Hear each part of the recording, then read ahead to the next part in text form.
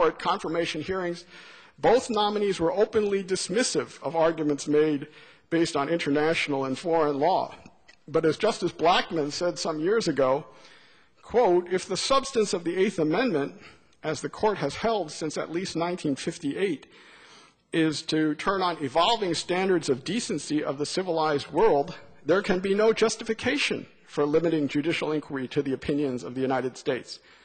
After all, in this day and age, if we're asking what's unusual in capital markets, global capital markets, do we only look at the New York Stock Exchange? If we ask what's unusual for cyberspace, do we only look at websites in Silicon Valley? If not, then why isn't it appropriate that when only a few jurisdictions in the United States execute children or persons with mental retardation,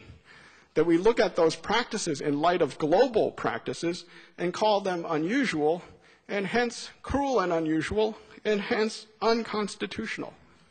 In the same way as we should promote a progressive, evolving vision of what constitutes cruel and unusual punishment,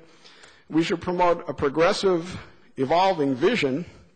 that maintains fidelity to core constitutional values in three other areas as well, which are relevant because they all came up in the last term, namely family values, racial equality, and access to the court.